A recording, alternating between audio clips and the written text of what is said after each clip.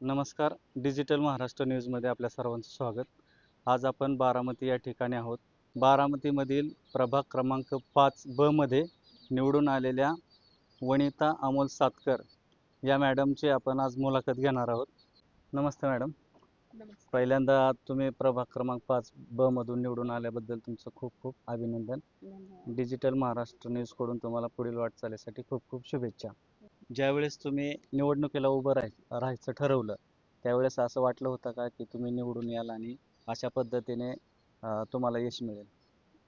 तसं खरं सांगायचं म्हटलं तर म्हणजे ज्यावेळेस आम्ही डिसिजन घेतला आपला फॉर्म कन्फर्म आहे आणि ठेवायचा आहे, त्यावेळेस आम्हाला अशी एक प्रकारची आशा वाटत होती की आपण विरोधी पक्षातून लढतोय, पण खरंच आपला विजय होईल.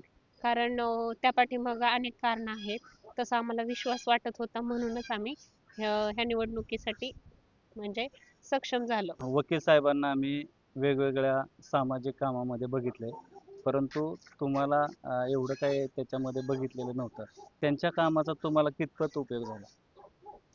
त्यांच्या कामाचा उपयोग मला झाला खरं तर त्यांचं जे सामाजिक संघर्ष आहे, जनहितासाठी त्यांनी जे आजपर्यंत कुठलंही पद नसताना अनेक आंदोलनं म्हणा, लोकांचे गेलेल्या जमिनी परत करून देणं म्हणा, गोरगरिबांसाठी कोणाला कशाची गरज असेल किंवा कोणाचे कुठं काही कमतरता भासत असेल, कोणाच्या काही समस्या असतील, तर खरंच त्यांनी अतिशय प्रामाणिकपणे लोकांच्या समस्या सोडवल्यात आणि त्यामुळेच सगळे लोक आशावादी होते.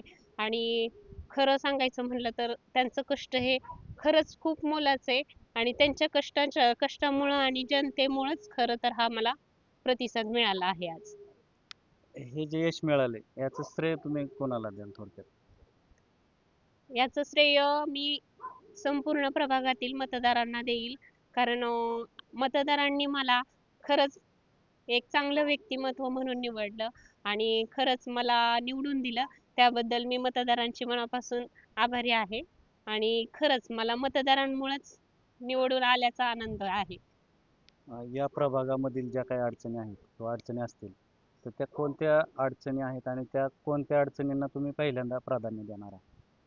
खरं तर ह्या प्रभागामध्ये बऱ्याच लोकांच्या अडचणी आहेत. आम्ही ज्यावेळेस प्रचार करत होतो किंवा आम्ही असं ज्यावेळेस फिरतो, लोकांमध्ये जातो, त्यावेळेस खरंच जाणवून येतं की बाबा खरंच लोकांची तळमळ आहे, लोकांच्या खूप समस्या आहेत.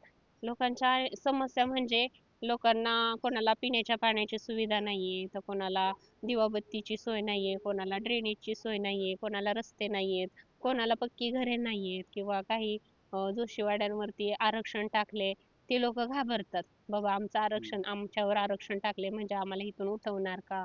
अशा बऱ्याच लोकांच्या समस्या आहेत आणि लोक खरंच म्हणजे लोकांच्या जवळ जर गेलं तर खरंच त्यांची तळमळ बघून आम्हाला पण वाईट वाटलं आणि आम्ही खरंच त्यांना आश्वासन दिलंय की तुम्ही पण आम्हाला साथ दिली तर आम्ही नक्कीच तुमच्या प्रयत्न म्हणजे तुमची जी कामं आहेत, जे समस्या आहेत, त्याचं निवारण नक्कीच करू.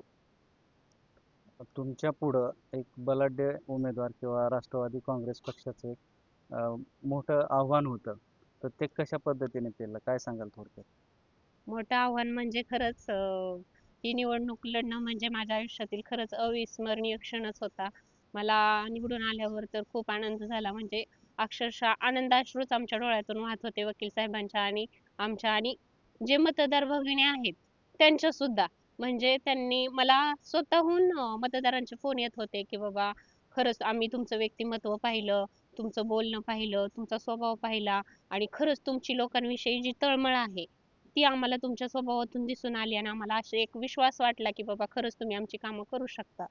म्हणून तर त्यांनी मला आज सहकार्य केलं आणि खरंच हा पक्ष राष्ट्रवादीचा असताना देखील लोकांनी न घाबरता विश्वासाने लोकांना पण वाटलं की बाबा खरंच ही आपली कामं पूर्ण होणार आहेत. आपल्या आपल्या हक्काचा माणूस आपल्याला मिळाला, जेणेकरून आपण आपल्या समस्या त्या लोकांपर्यंत पोहोचवू, मांडू.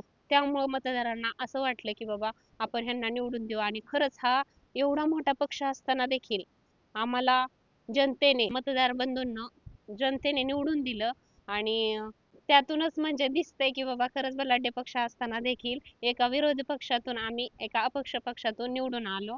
हेच आम्हाला खूप छान वाटते. राष्ट्रीय समाज पक्षाचे अनेक वेळा इथं उमेदवार उभे राहिले, परंतु त्यांना यश मिळालं नव्हतं. पहिल्यांदाच तुमच्या माध्यमातून पहिलंच उमेदवार म्हणून तुम्ही निवडून आलात. तर पक्षाबद्दल थोडक्यात काय सांगाल? खरं तर पक्षाबद्दल म्हणायचं म्हटलं तर आमचा पक्ष हा जनतेसाठी झटणाराच पक्ष आहे. आमच्या पक्षातील जे लोक आहेत, राष्ट्रीय समाज पक्षामधील जे लोक आहेत, स्वतःच माझे मिस्टर ॲडव्होकेट अमोल सातकर, ते इतके लोकांसाठी जीव तळमळून म्हणजे त्यांचं इतकं लोकांसाठी तळमळ आहे, लोकांच्या समस्यासाठी. त्यांना आजपर्यंत कुठलंही पद न देता त्यांनी जनतेसाठी 10 वर्ष अखंड सेवा केली आहे. लोकांच्या दुधांना हमीभाव मिळावा म्हणून किंवा लोकांच्या काही समस्या असतील लोकांपर्यंत पोहोचलं. कोरोनाच्या अत्यंत गंभीर अशा वाईट स्वरूपाच्या काळात त्यांनी लोकांपर्यंत पोहोचून औषध फवारणी केली, गोळ्यांचं वाटप केलं. ज्यांना रेमडेसिवीर इंजेक्शनाची गरज होती त्या लोकांना इंजेक्शन मिळवून दिली. कुठं काही भ्रष्टाचार चालला होता आणि लोकांपर्यंत औषधाच्या सुविधा पोहोचत नव्हत्या, पण त्यांनी अगदी धाडसाने आणि हिमतीने त्या सुविधा लोकांपर्यंत पोहोचवल्या. आणि त्यावेळेसच लोकांमध्ये विश्वास निर्माण झाला की खरंच बाबा राष्ट्रीय समाज पक्षाचे जे कार्यकर्ते, अध्यक्ष म्हणा ॲडव्होकेट अमोल गुलाबराव सातकर, ते खरंच आपल्यासाठी काहीतरी करू शकतील. आणि म्हणूनच लोकांनी पण ह्याच्या पाठीमागं यश नाही दिलं, पण माझ्या मिस्टरांच्या म्हणजेच ॲडव्होकेट अमोल गुलाबराव सातकरांच्या कार्याला सलाम मानून खरंच त्यांनी मला निवडून दिलं. म्हणून मला ह्या पक्षाचा खरंच अभिमान वाटतो. एक महिला उमेदवार म्हणून तुम्ही निवडून आलात. तर महिलांसाठी अशा काही वेगळ्या कल्पना तुमच्या डोक्यामध्ये आहेत का, की ज्या तुम्ही या प्रभागामध्ये राबवू शकाल? हो, काही महिला अशा आहेत ज्या महिलांना खरंच बाबा व्यवसाय संधीची गरज आहे. ज्या महिला बेरोजगार आहेत, त्यांना म्हणजे रोजगार नाहीये, तर त्या महिलांना व्यवसायातून संधी मिळवून देण्याची ताकद तेवढी महिलांमध्ये असते. त्यासाठी आम्ही महिलांसाठी बचत गटाची सेवा सुरू करू. छोटे-छोटे जे लघुउद्योग असतील, कुटीरोद्योग असतील, अशा माध्यमातून महिलांचे सगळ्यांनी संघटन करून छोटे-छोटे कार्यक्रम राबवून महिलांना व्यवसायाची संधी उपलब्ध करून देऊ शकतो. शेवटी मतदारांचं आभार कशा पद्धतीने मानाल थोडक्यात? मतदारांचे आभार खरंच खूप मोलाचे आहेत आणि मी अगदी मनापासून, अत्यंत तळमळीने आणि त्यांच्या जे मला त्यांनी सहकार्य केले ते मी माझ्या कार्यातूनच त्यांना दाखवून देईल आणि खरंच असा विश्वास त्यांना देईल आणि मतदारांना सहकार्याची भावनेची जी गरज असते आणि ती सहकार्याची भावना किंवा एक मदत म्हणून आणि एक माझा हक्काचा माणूस म्हणून मी मतदारांपर्यंत त्यांची नक्कीच सेवा करेन. आणि मला खरंच मनापासून मतदारांचे आभार मानायचे. खरंच त्यांनीच मला निवडून दिलं. अगदी विश्वासाने एवढा मोठा प्रबळ पक्ष असताना देखील त्यांनी विरोधी पक्षातून मला निवडून दिलं. ह्याचाच मला खूप अभिमान वाटतो. त्यामुळे मी सर्व मतदार बंधू भगिनींचे आभार मानते. धन्यवाद मॅडम. तर या होत्या प्रभाग 5 ब मधून निवडून आलेल्या वनिता अमोल सातकर.